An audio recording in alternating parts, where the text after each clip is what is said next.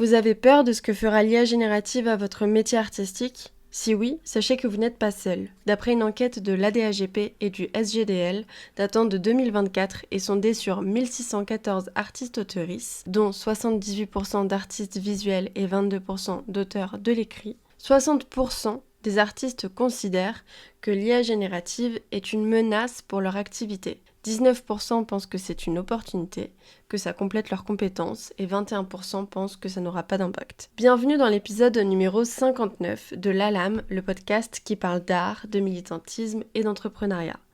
Je m'appelle Louise Amès et je suis photographe et vidéaste indépendante basée à Lyon. Aujourd'hui, au vu de tout ce que ces questions soulèvent, j'ai décidé d'aborder ce sujet avec vous. Quel est l'impact de l'IA sur les métiers artistiques ? Avant de lancer cet épisode, je voulais vous rappeler que ce podcast se développe grâce à vous. Si le contenu vous plaît, n'hésitez pas à partager les épisodes autour de vous, à vous abonner à votre plateforme favorite et à interagir avec le contenu sur les différents réseaux. Aussi, si vous en avez la possibilité, vous pouvez maintenant faire un don sur le Tipeee de l'ALAM Podcast. Je vous mets tout ça en description. Je vous remercie infiniment de votre soutien et je vous souhaite une très belle écoute.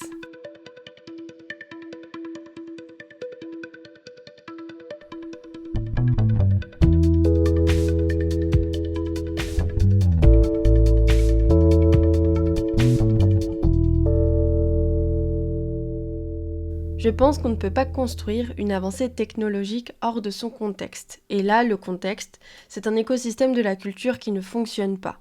Il y a énormément de sujets et d'angles avec lesquels aborder l'IA. On peut se demander qu'est-ce que l'IA exactement, parce que l'IA, ça peut prendre plein de formes. Du point de vue de sa création, quelles entreprises détiennent l'IA aujourd'hui ? Comment est-ce qu'elle fonctionne ?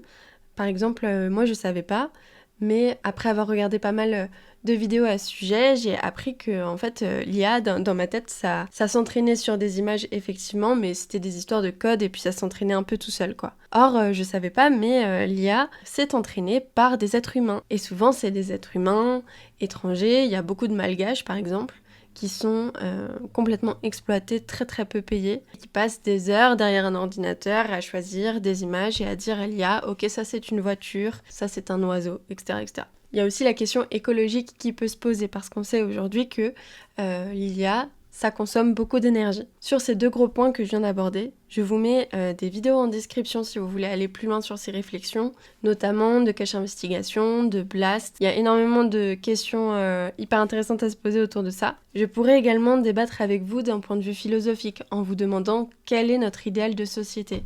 L'IA va-t-elle nous aider à avancer vers cela ? On pourrait parler passionnément de tout ce que ces avancées technologiques représentent, à quel point l'IA se perfectionne rapidement, ce qu'elle est capable de faire, de créer, à quoi ressemblera l'IA demain. D'un point de vue artistique aussi, est-ce que l'IA c'est de l'art ? Est-ce qu'on a envie d'arrêter de travailler, de laisser les robots faire à notre place ? Énormément de questions qui se posent et puis bien d'autres choses. Mais tout cela ne pourrait pas tenir en un seul épisode. Alors pour ce premier volet consacré entièrement à l'IA, j'ai dû faire des choix et j'ai décidé de me tourner vers du concret, vers de l'actuel. Je me suis demandé comment l'IA impacte concrètement les métiers de l'art. Je suis allée voir ce que les travailleurs et les travailleuses en disaient et ce qui se passait vraiment derrière les débats et puis les discours. Parce que si on a tous et toutes notre avis sur l'IA, je pense que c'est important aussi de se référer aux chiffres et aux conséquences qu'elle a directement aujourd'hui sur nos métiers, sur notre société. Dans ce podcast, vous le savez, on parle de culture, donc même si j'aimerais vous parler mille ans d'écologie, et puis surtout, moi ce qui me tient énormément à cœur, c'est la justice sociale, et le fait là du coup qu'on exploite clairement des travailleuses étrangères pour notre plaisir personnel. Tout ça, encore une fois, je vous mets plein de ressources, et je vous invite vraiment à aller les regarder en description. Moi, vu que le podcast est tourné vers le sujet artistique et culturel, je vous propose un petit voyage à travers les différents domaines de la création artistique pour voir ce qu'il en est. Et pour répondre à cette question, l'IA est-elle un danger pour les artistes ? Spoiler, oui. Le 10 février 2025 s'est tenu un grand sommet pour l'action sur l'IA au Grand Palais et pour sa réglementation.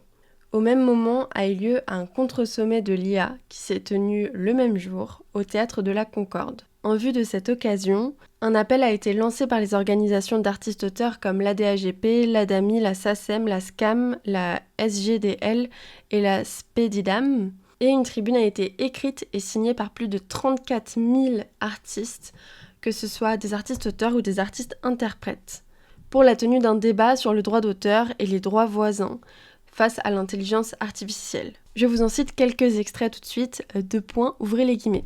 Dans la longue histoire du rapport entre l'art et la technologie, de l'imprimerie au streaming, jamais une innovation n'avait eu la capacité de remettre en cause le principe même de la création humaine. Notre démarche ne s'inscrit pas dans une opposition inévitablement stérile entre les acteurs de l'intelligence artificielle et ceux de la culture, mais dans l'exigence d'un débat respectueux des intérêts et des droits de tous. C'est au prix d'une reconnaissance mutuelle des avancées que représente l'IA et du bien fondé des droits de propriété intellectuelle que pourra se mettre en place un modèle vertueux sur le plan à la fois éthique et économique. Dans cette perspective, nous tenons à rappeler un principe simple, l'utilisation sans notre consentement de notre talent et de notre travail pour l'entraînement de l'IA générative représente une atteinte inacceptable au respect de nos œuvres et de notre travail artistique. Je vais commencer par vous parler un peu de musique. Mettez vos écouteurs, c'est parti. D'après Libération, sur Deezer, en avril, 18% des musiques uploadées sur la plateforme sont générées entièrement par IA. C'est 20 000 sons par jour. Deezer révèle que le chiffre a doublé entre janvier et avril et continue à augmenter à une vitesse folle. Une tribune a été écrite par des artistes, labels et distributeurs, ainsi que l'ADAMI, la Société civile pour l'administration des droits des artistes et musiciens interprètes, la Fédération nationale des labels et des distributeurs indépendants, la Guilde des artistes de la musique, le Syndicat des musiques actuelles, Technopole, l'Union des manageuses et managers de la musique et l'Union des producteurs phonographiques français indépendants, qui date du 10 mai 2025, dit, je cite, « En amont, l'entraînement des modèles d'IA génératifs doit se faire dans le respect et la transparence et sous conditions de rémunération des ayants droit, par la négociation des licences individuelles ou par la gestion collective. Dès lors que ceux-ci n'ont pas opposé leur opt-out en aval, nous appelons les plateformes à faire preuve de volontarisme pour éradiquer les contenus 100% IA qui diluent la valeur de la musique.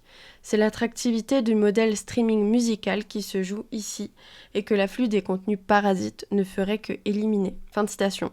Radio France dit, un article de Radio France dit « Au-delà du volume, c'est surtout l'impact économique de ces contenus IA qui inquiète les professionnels. Une étude commandée par la CISAC, Confédération internationale des sociétés d'auteurs, alerte, les artistes et les compositeurs pourraient perdre jusqu'à 24% de leurs revenus d'ici 2028, soit 4 milliards d'euros par an.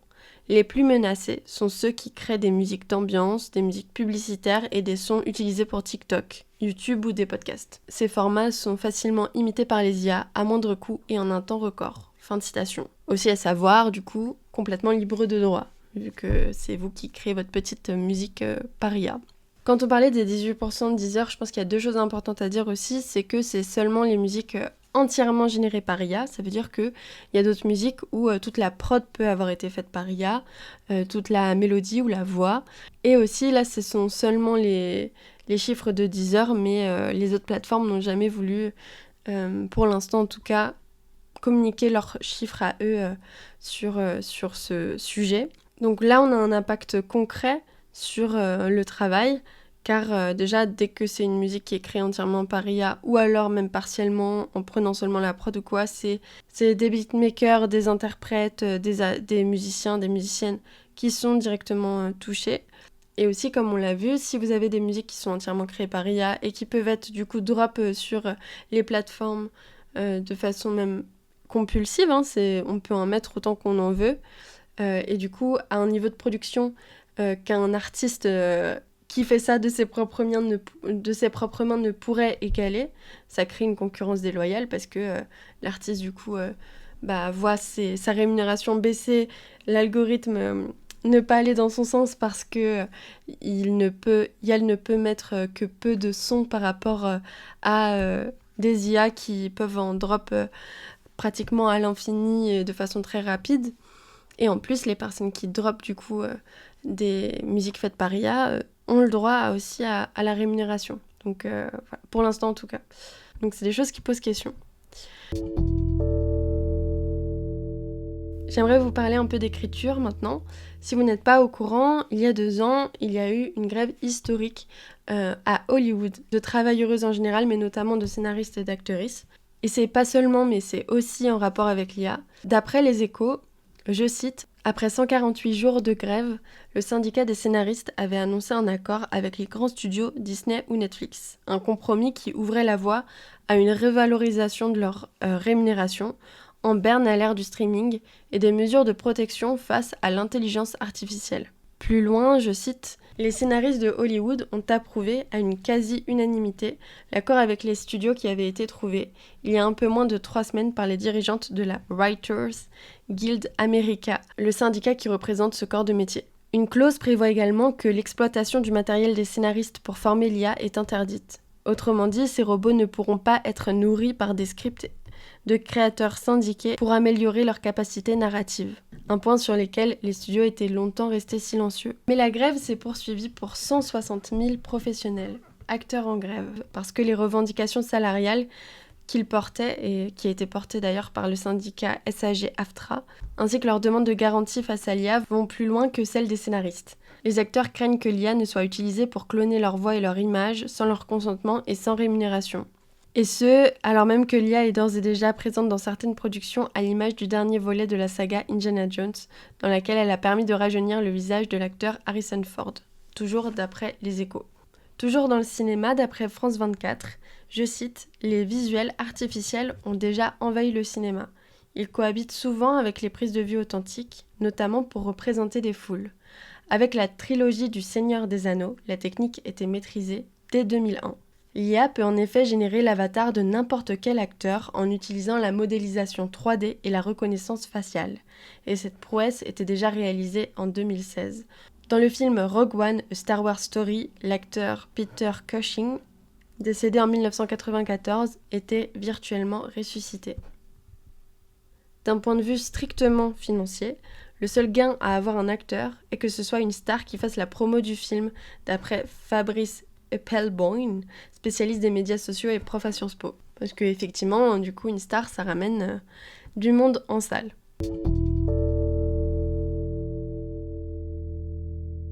J'aimerais vous parler maintenant de traduction, parce que, et c'est à noter, même si ça ne sert à rien de hiérarchiser quoi que ce soit, je pense qu'on peut dire que c'est le domaine qui est le plus rapidement et froidement touché par l'IA générative aujourd'hui, en termes d'impact sur les emplois.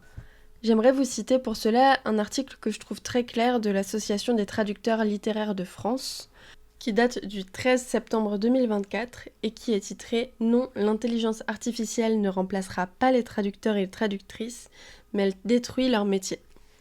Je cite « La généralisation de la post-édition, c'est-à-dire la reprise par un être humain d'un texte généré par une technologie de traduction automatique, est synonyme d'une précarisation importante de la profession. » Fin de citation, je rajoute juste quelque chose, c'est dit comme ça parce qu'aujourd'hui dans la traduction on demande massivement aux traductrices de d'abord traduire leurs textes via des IA et ensuite de les reprendre à la main, pour normalement permettre un gain de temps et du coup de productivité.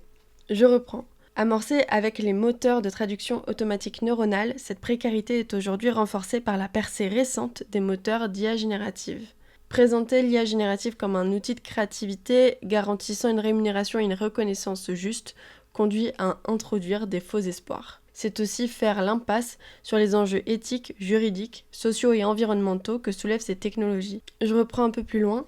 Aux côtés d'autres organisations professionnelles, l'ATLF mène depuis plusieurs années un travail d'analyse et de réflexion sur l'impact que les acteurs de la traduction automatique neuronale et aujourd'hui de l'IA générative ont sur les métiers de la traduction. Elle affirme qu'il est essentiel de prendre au sérieux les inquiétudes exprimées par les traducteurs et les traductrices en activité ou en devenir. C'est justement à partir de ces expériences individuelles qu'ont pu être retracées dans des enquêtes et des rapports de recherche les mutations préoccupantes déjà à l'œuvre dans les métiers de la traduction. Notre enquête, menée fin 2022 auprès des traductrices et des traducteurs ayant pratiqué la post-édition est formelle, le gain de temps pourtant mis en avant par les donneurs d'ordre est nul, les conditions de rémunération sont dégradées et l'aliénation à une forme de travail plus fastidieuse ressort très nettement. C'est pourquoi la TLF dans sa tribune conjointe avec Atlas, dénonce la pratique de la post-édition dans le domaine de la traduction. Non seulement parce que ce procédé, qu'on ne saurait apparenter à de la traduction, aboutit à une qualité médiocre, mais également parce qu'il contribue à la précarisation inexorable de toutes celles et ceux qui la pratiquent. Ce texte s'accompagne d'un travail visant à documenter les effets de la traduction automatique et à donner des outils aux traducteurs et aux traductrices d'édition pour s'opposer à ces pratiques, par exemple via l'introduction d'un droit de retrait, dit d'opt-out dans les clauses de son contrat type. Non, refuser l'IA générative n'est pas une attitude dictée par des affects ou une technophobie primaire, c'est une mesure de préservation de notre savoir-faire. Non, dénoncer systématiquement les risques délétères que nous encourons à laisser grandir des acteurs du marché qui avalent nos données textuelles en toute opacité et au mépris de la propriété intellectuelle pour perfectionner leurs services au risque de se passer des nôtres n'est pas un combat d'arrière-garde.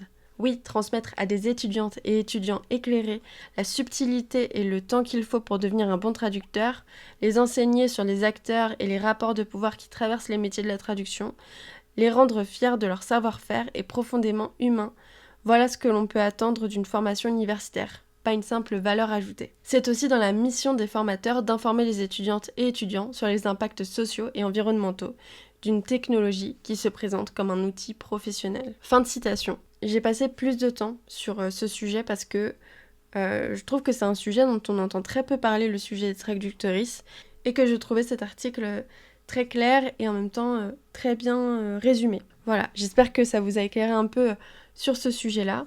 Et en parlant de traduction, je voulais pas seulement vous parler de traduction écrite, mais je voulais aussi vous parler de traduction de doublage et de cinéma.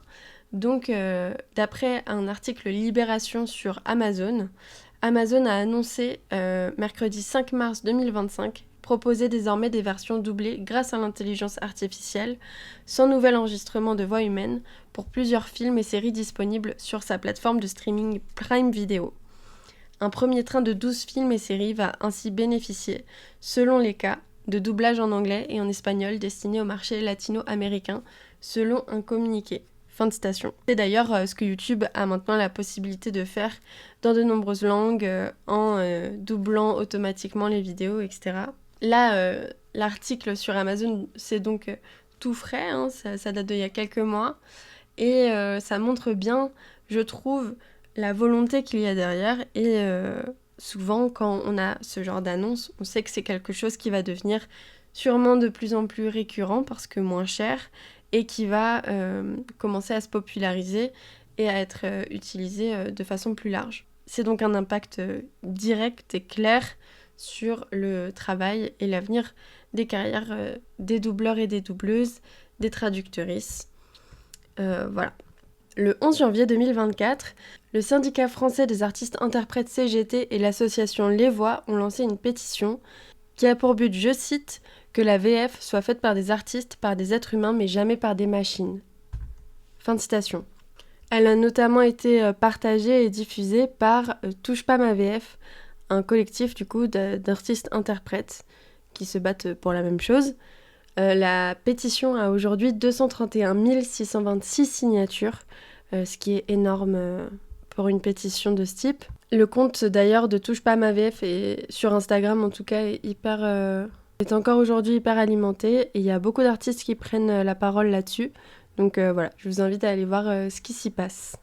Pour en revenir à la pétition, d'après le SFA et l'association Les Voix, ce sont des dizaines de milliers d'emplois qui sont directement menacés par l'intelligence artificielle générative. L'article de Libération dit que les signataires pressent l'État d'intervenir afin de réguler le développement et l'usage de l'intelligence artificielle générative. D'après Libération toujours, les stars de doublage soulignent aussi le vol de leur voix par l'intelligence artificielle qu'ils subissent, car les IA sont nourries de ces dernières pour fonctionner. Touche pas à ma VF demande, tout comme les autres domaines de la culture, à ce que les artistes puissent avoir le pouvoir de donner ou non leur consentement éclairé à l'utilisation de leurs données personnelles pour pouvoir alimenter l'IA générative. Il y a d'ailleurs aussi de grands acteurs américains qui ont déjà dénoncé ça. Par exemple, je crois que c'est Tom Hanks et Scarlett Johansson dont la voix a été utilisée sans leur consentement. Et je crois que pour Tom Hanks, c'est même son image dans une pub alors qu'il n'avait pas du tout donné son consentement. Donc voilà, ça va vite. Je voulais finir sur la traduction en vous parlant d'une petite anecdote qui s'est passée en janvier 2025. Je vais vous parler d'Aurore Bergé, la ministre de l'égalité homme-femme, qui est en fait la fille d'Alain Dorval. Alain Dorval, c'est un doubleur de cinéma qui est décédé il y a quelques années et c'était notamment la voix officielle française de Sylvester Stallone. En janvier 2025, la plateforme Eleven Labs, qui est spécialisée dans le doublage de voix par IA, a annoncé que Armor, un film avec pour tête d'affiche Sylvester Stallone, sera le tout premier long métrage entièrement doublé par IA en France. Eleven Labs a demandé l'autorisation à Aurore Bergé de pouvoir utiliser la voix de son père décédé en entraînant son IA dessus afin de pouvoir doubler le nouveau film avec la voix de son père qui est du coup décédé. Eleven Labs a récemment sorti un teaser sur les réseaux avec cette voix justement pour annoncer la sortie très probable du film. Et Aurore Bergé a ensuite tweeté son désaccord. Elle a dit qu'elle avait donné son accord ainsi que sa mère pour seulement des tests, mais jamais pour une commercialisation du film. Et dit qu'elle est complètement en désaccord avec le fait que justement ce film sorte avec la voix de son père. Eleven Labs de son côté soutient qu'une sortie est possible si la qualité de la voix est suffisamment bonne du doublage et que la famille est d'accord. Et de son côté, Aurore Bergé a réannoncé cette fois sur Check News qu'elle avait vraiment jamais donné son accord et que le film sortira du coup avec un comédien comme de façon traditionnelle, un comédien de doublage. Je trouve juste que c'est des questions qui sont très intéressantes. On se croirait un peu dans un épisode de Black Mirror, hein. C'est un peu facile à dire mais c'est vrai. Et voilà, je trouve que c'est une anecdote assez parlante et que c'est intéressant de se poser ce genre de questions. On en a fini avec les traductrices, je vais passer aux arts visuels et je vais vous parler notamment de photos, de vidéos et d'illustrations. L'illustration, c'est peut-être un des métiers les plus touchés également par cette nouvelle technologie. De nombreux et nombreuses illustratrices en parlent et d'après l'enquête de l'ADAGP et du SGDL dont je vous ai parlé en intro, c'est 78% des artistes autoristes de l'illustration et de la bande dessinée qui pensent que l'IA générative est une menace pour leur métier en raison de la concurrence déloyale que représentent les IA génératives pour elles. L'illustratrice Marie Boiseau a récemment créé une vidéo pour aborder ce sujet. Elle décrypte comment elle arrive encore à discerner les illustrations faites par IA ou non. Elle rappelle que ça va être de plus en plus difficile à faire et nous parle de la concurrence déloyale des personnes ayant recours à l'IA, notamment quand c'est pour l'entièreté de l'illustration. Pour illustrer son propos, elle prend pour exemple l'un des comptes français les plus connus qui parle de TDAH, et qui utilise d'après elle de l'IA sur la totalité de ses illustrations. Ce compte peut alors sortir plusieurs carousels d'images par jour, ce qui est plaisant alors pour l'algorithme et qui le met en valeur et fait monter considérablement ses statistiques.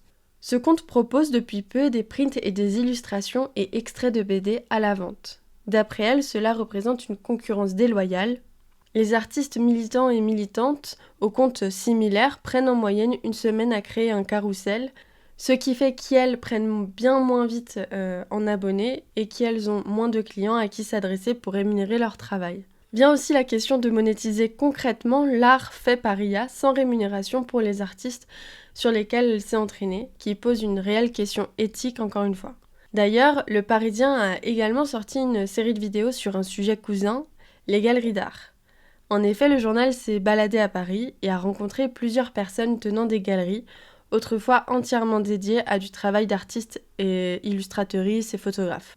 Depuis peu, elles ont, pour certaines, intégré des œuvres faites en partie ou entièrement par IA. Ces œuvres ne sont pas floquées faites par IA, elles sont parfois vendues au même titre que les autres. Certains vendeurs floquent ce contenu fait par IA, certains vendeurs décident de ne pas en vendre du tout. Certains vendeurs, à la question « est-ce fait par IA ?» répondent honnêtement. Certains vendeurs mentent complètement et disent que c'est du travail 100% fait main et qu'il n'y a aucune intervention de l'IA.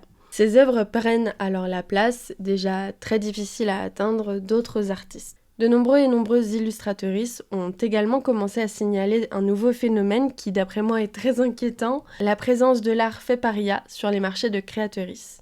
Un problème qui va devoir très vite être posé, d'après moi. Un problème qui, je pense, va devoir très vite être posé. Les marchés de créatrices, en tant que consommatrice, quand j'y vais, je pense voir des œuvres qui sont faites main, qui sont créées par un être humain.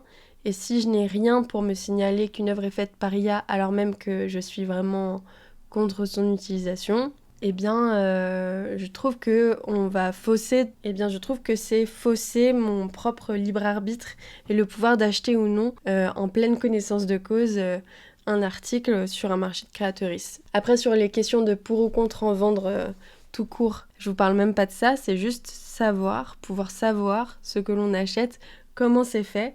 Et c'est vrai que pour moi, marché de créatrices, ça veut dire fait maison, fait main. Et si c'est pas le cas, je trouve que c'est vraiment fausser la lecture du consommateur, que de ne pas le dire frontalement, de vraiment l'afficher. Et avec tous les problèmes éthiques dont on a parlé plus haut, je trouve que c'est une concurrence totalement déloyale pour les artistes. Rappelons-le encore une fois que c'est pas dans un contexte de plein emploi pour les artistes, on n'est pas du tout dans un contexte où les artistes sont dans des boulots sécurisés, dans des boulots qui les mettent du coup à l'abri. Là, on le rappelle, on est dans un contexte où les artistes sont exploités, où les artistes sont totalement précaires, où les artistes n'ont aucun statut et droit du travail. Laisser l'IA prendre de la place dans ce contexte-là, alors que chacun se bat pour sa place, qu'elle essaye de pouvoir sauver sa peau quoi qu'il en coûte en faisant je ne sais quel concours, je ne sais quelle demande de marché, alors que ce marché, même sans IA, ne sera pas forcément rentable, etc., etc., et qui c'est la course à essayer de gagner ses sous et payer son loyer. Sortir une IA dans ce contexte-là et lui laisser de la place sur le marché, que ce soit en galerie, que ce soit en marché, que ce soit dans des magazines, dans des concours, etc., je trouve que c'est vraiment pas juste du tout personnellement. Mais je serais ravie d'avoir votre avis là-dessus. Et d'ailleurs, c'est la suite de mon petit pitch, l'IA évolue très rapidement. Si on se moquait il y a quelques mois, il y a quelques années, des contenus faits par IA et qu'on pouvait les reconnaître de très loin, c'est beaucoup plus difficile aujourd'hui. Et si on peut aujourd'hui encore parfois reconnaître des œuvres faites en IA, ça va être de moins en moins possible au fur et à mesure des évolutions rapides de cette dernière. En effet, l'IA gagne même déjà des concours. Je vous lis par exemple un titre d'un article de Radio France paru le 18 janvier 2024. Je cite « Rikudan, lauréate du plus prestigieux prix littéraire japonais, a expliqué mercredi qu'environ 5% de son roman futuriste avait été écrit par ChatGPT. Le jury n'y a vu que du feu. » Fin de citation. Aux États-Unis, en 2022, c'est Jason Allen qui remporte le concours, ainsi que son prix du coup, de la Colorado State Fair avec une œuvre entièrement réalisée sur Midjourney appelée le théâtre d'opéra spatial. S'il ne s'est pas caché de son utilisation de l'IA et que les responsables du concours ont répondu que cette œuvre rentrait dans les règles de ce dernier, de nombreux artistes ont montré leur inquiétude et leur désaccord face à l'IA générative dans leur domaine. Ce à quoi a répondu d'une façon vraiment Jason Allen, je vous laisse m'en dire des nouvelles, au sujet du coup des images qu'il crée grâce à l'IA, je cite « Je ne pouvais pas croire ce que je voyais. J'avais l'impression que c'était l'inspiration démoniaque, comme si une force d'un autre monde était impliquée. Ça ne va pas s'arrêter, l'art est mort, c'est fini, l'IA a gagné, les humains ont perdu. » Fin de citation. Source Les Inrocks. Un plaisir, ma foi, donc voilà, je ne sais que dire, je passe à la suite. Je vais vous parler de l'emploi auprès des entreprises. Là où les arts visuels, d'écriture et d'interprétation gagnent leur vie, c'est aussi auprès des entreprises. Là où les artistes d'art visuel, d'écriture et d'interprétation gagnent leur vie, c'est aussi auprès des entreprises. Création de publicités, de teasers, de visuels, de magazines, de contenus pour les réseaux, de campagnes. Les entreprises représentent beaucoup de travail pour les artistes. Et les signaux sont inquiétants. Si Undies avait été l'une des premières marques à faire une campagne publicitaire en France avec des visuels créés presque entièrement par IA en 2023, si je me trompe pas, ils prenaient en photo les modèles sur fond vert avec un maillot et créaient tous les décors et recréaient les expressions, les poses, etc. des modèles entièrement par IA. Ça, c'était en 2023. Sachez que c'est désormais monnaie courante.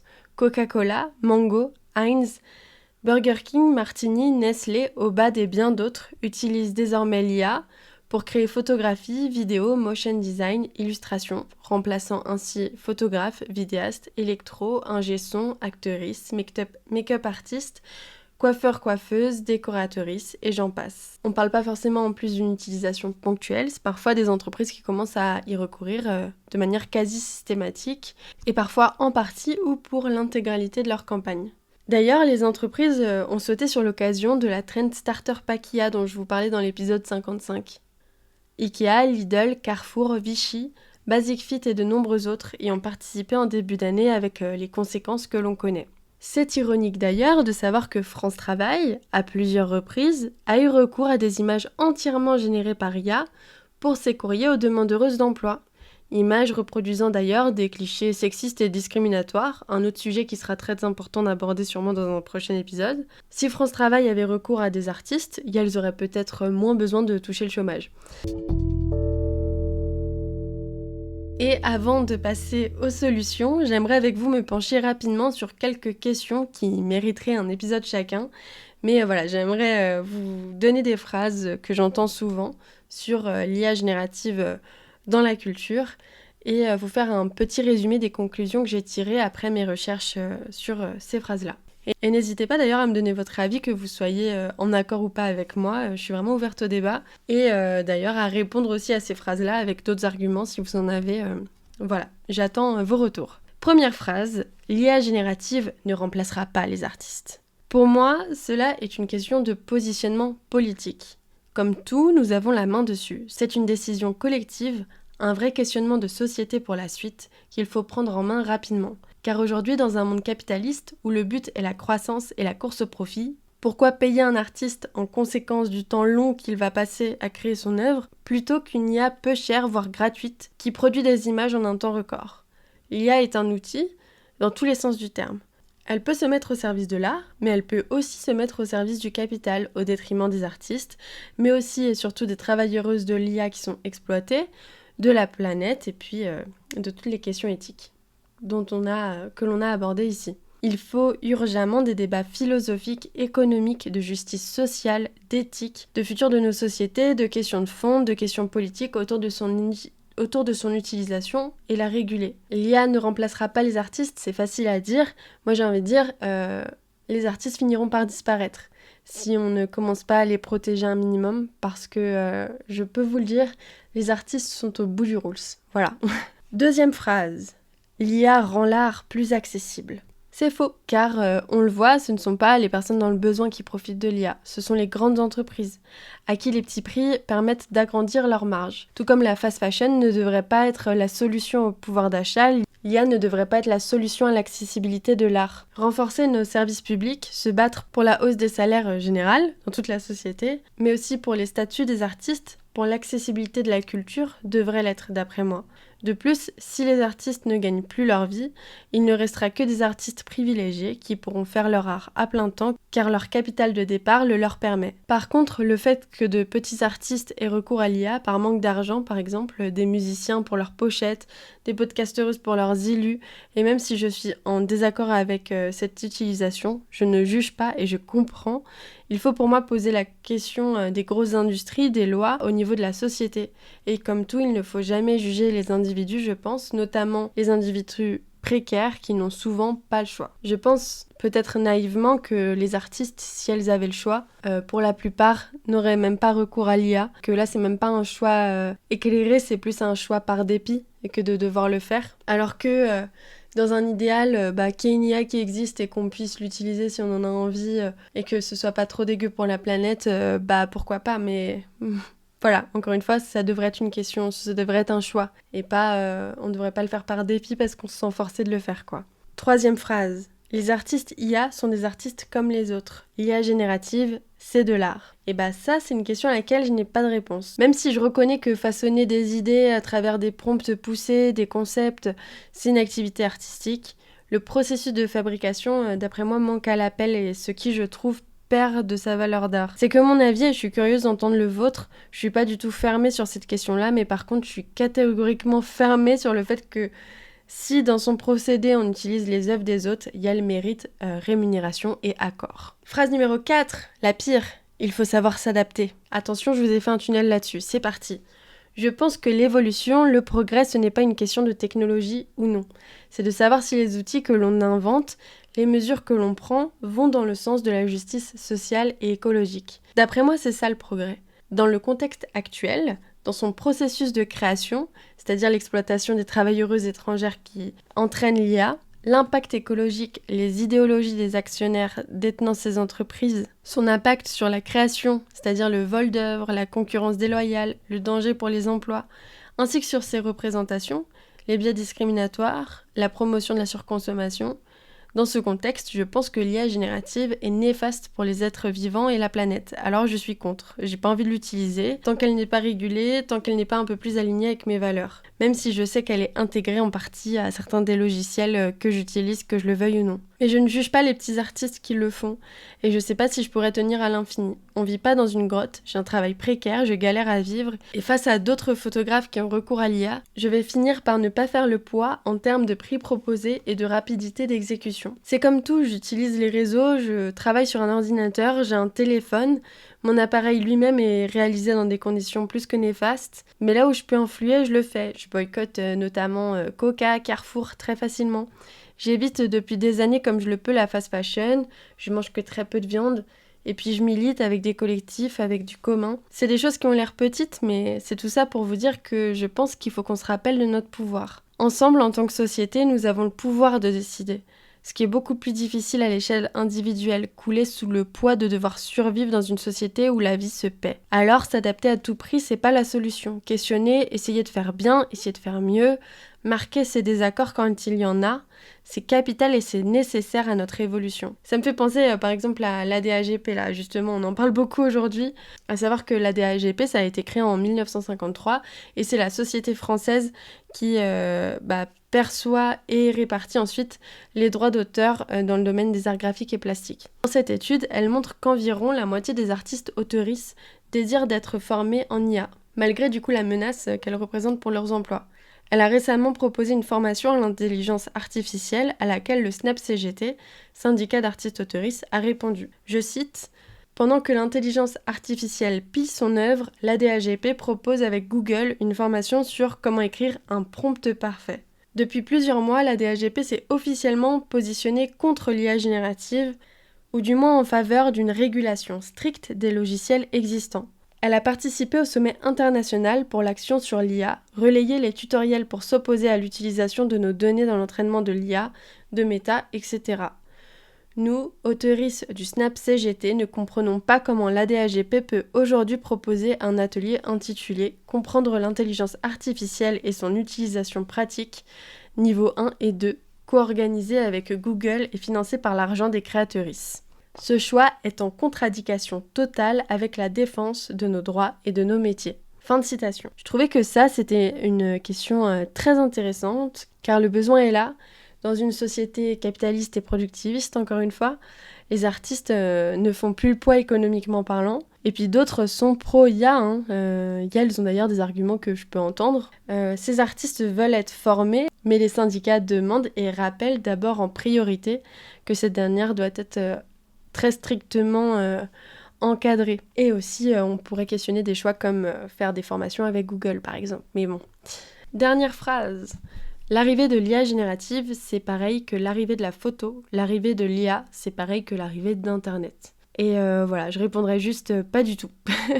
Pas du tout parce que le contexte politique et économique par rapport à ces années-là est exacerbé.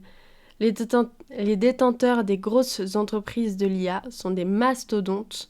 Meta, Microsoft, Amazon en sont des exemples. Ça les engraisse encore plus et on connaît l'idéologie maintenant de leurs détenteurs. La vitesse à laquelle elle évolue, l'impact sur les emplois, tout cela en tout point n'étant rien comparable avec les deux inventions précédentes. Mais alors, que faire ? Ne pas se laisser aller à la fatalité, je vous le rappelle à chaque fois, est essentiel.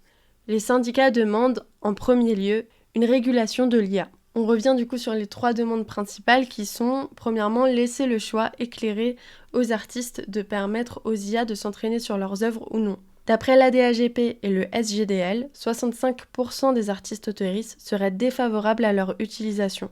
34% seraient favorables contre rémunération et 1% favorables sans rémunération. Deuxième proposition, c'est donc rémunérer les artistes en cas d'utilisation de leurs images par IA. Et troisième proposition majeure, apposer un label directement identifiable par le lecteur afin d'identifier les différents degrés d'utilisation d'une IA dans une création textuelle ou artistique ou une création de design permettant également de les distinguer clairement des œuvres qui n'y ont pas eu recours. Et d'après la même étude, 87% des artistes auteurs sont pour. Des régulations de l'IA, on peut croire que c'est très difficile à obtenir et que c'est quelque chose d'intouchable et impossible, mais le fait est qu'il y en a déjà. Je reviens là sur les émissions dont je vous parlais au début, Cache Investigation, etc. Je vous rappelle que je mets ces liens en barre d'infos parce que c'est intéressant. Ça existe les régulations de l'IA et ça commence déjà à avancer très doucement, mais ça avance. Par exemple, en mai 2024, il y a eu l'IA Act. Cette loi sur l'IA est un règlement européen sur l'intelligence artificielle. Il s'agit du premier règlement complet sur l'IA établi par un organisme de réglementation important. La loi classe les applications de l'IA dans 3 catégories de risques. Premièrement, les applications et les systèmes qui créent un risque inacceptable, tels que les systèmes de notation sociale gérés par le gouvernement, comme ceux utilisés en Chine, sont interdits. Deuxièmement, les applications à haut risque, comme un outil de balayage de CV qui classe les candidats à l'emploi, encore une fois Cache Investigation, allez voir, sont soumises à des exigences légales spécifiques. Et enfin, les applications qui ne sont pas explicitement interdites ou répertoriées comme présentant un risque élevé échappent en grande partie à cette réglementation. Donc ça, je l'ai prise sur directement le site de l'IA Act, qui a un site à part entière. Je pense enfin que l'éducation joue un grand rôle également là-dedans. Éduquer les artistes et le public aux tenants et aux aboutissants de l'IA afin qu'elles créent ou consomment en étant éclairés dans leurs choix est très important. Et d'ailleurs, je suis désolée, je vous en ai pas cité ici, mais je tiens à dire que la Quadrature du Net a fait un gros travail là-dessus également. Je peux pas vous conseiller la Quadrature du Net parce que j'ai pas tout lu, voilà, mais les articles que j'ai lus m'ont vraiment passionnée et je pense que je vais plus m'y pencher les prochains temps et je reviendrai vers vous avec d'autres choses parce que je pense que c'est un collectif qui est très très intéressant et voilà, je vous conseille en tout cas d'aller lire leurs articles, mais je ne peux pas dire que je valide tout ce qui est dit, juste je suis très sensible à ce que j'ai lu là-dessus. Pour conclure, je dirais qu'il est encore possible, ce monde plus lent dont on peut se laisser aller à rêver parfois, un monde où on a le choix, et j'insiste sur le choix. Un monde où on peut créer lentement, un monde où on peut chercher, où on peut aller en profondeur, travailler à dessein, travailler en conscience, travailler durablement. J'aime l'art fait par des êtres humains, j'aime les processus créatifs, j'aime le temps, la patience mise dessus. Je ne suis pas contre les avancées technologiques, mais je suis pour préserver les travailleuses. Premièrement, et préserver toutes les formes d'art qui sont aujourd'hui collectivement avalées par la machine. Posons-nous les bonnes questions, soutenons les activités qui font du bien aux sociétés et à la planète, et arrêtons de courir à notre perte, c'est fatigant à force. Merci à vous de m'avoir écouté jusqu'ici. Très très difficile comme exercice de faire un podcast sur l'IA parce que c'est impossible d'être exhaustif là-dessus, même dans les pertes d'emploi. Hein. Là, je l'ai écrit il y a quelques temps déjà, donc je pense qu'entre-temps, il y a eu encore des nouveaux articles, des nouvelles choses qui passent. Encore une fois, je suis pas journaliste, c'est pas mon travail à plein temps du tout. Moi, je suis photographe et vidéaste. Donc, c'est très dur, je vais pas vous mentir, d'essayer d'être exhaustif. Je me mets beaucoup la pression pour essayer de vous pondre un truc quand même carré, quoi. Donc, je suis quand même fière de cet épisode, mais je pense qu'il y a énormément d'autres choses à dire, énormément de métiers dont j'ai même pas parlé, dont j'ai pas eu le temps de parler. Je sais qu'il y a eu là des grosses polémiques entre eux aussi, les banques de stock d'images et les IA, etc. Il y a plein de choses que j'ai pas abordées ici. Encore une fois, je veux insister très fort sur les conditions de travail des personnes et pas seulement des artistes. Allez vous renseigner sur l'exploitation humaine derrière l'IA et derrière toutes les formes d'industrie capitaliste. Voilà, protégeons les gens, les êtres humains. Et voilà, je voulais vous remercier de m'avoir écouté jusqu'ici. Je vous invite vraiment à étayer mon propos en rajoutant plein de trucs parce qu'il manque plein de trucs. Donnez-moi vos chiffres, donnez-moi vos sources, on en parle et je refais un épisode là-dessus. De toute façon, moi l'IA, vous savez. Voilà, vous savez ce que j'en pense. Je vais continuer à parler de ça jusqu'à ce que les choses avancent un peu, et même toujours quoi. Je sais que c'est un sujet qui est très important pour la plupart d'entre nous et qui est l'omniprésence de tout, de toutes nos discussions et tout dans la culture. Donc voilà, je pense que c'est des sujets qui sont très importants à aborder, qu'il faut rétablir les vérités dessus. Et par contre, qu'il faut pouvoir en débattre, qu'il faut pouvoir en parler. Encore une fois, si vous n'êtes pas d'accord, mais dites-le moi. Et argumenter contre moi, ça me va aussi. Je trouve ça très intéressant. Merci à vous d'avoir écouté jusqu'ici. Comme je vous l'ai dit, la lame, c'est pas mon travail à plein temps. Mais j'aimerais que ce soit un peu plus mon travail et que ce soit une partie de mon activité. Je travaille 13 heures par semaine sur ce podcast, en moyenne sur l'année. Si vous pouvez m'aider à rendre ce podcast encore plus professionnel, sourcé, avec plein de super invités et plein de nouveaux projets pour pouvoir parler des conditions de travail dans la culture, je vous invite à soutenir le podcast sur ces différents réseaux. C'est gratuit, ça prend un peu de temps, mais ça me donne énormément de force. Et à en parler autour de vous, à l'envoyer à des gens qui vous pensez pourraient être intéressés. Voilà. Et aussi, si vous le pouvez, à soutenir le podcast de façon ponctuelle ou mensuelle.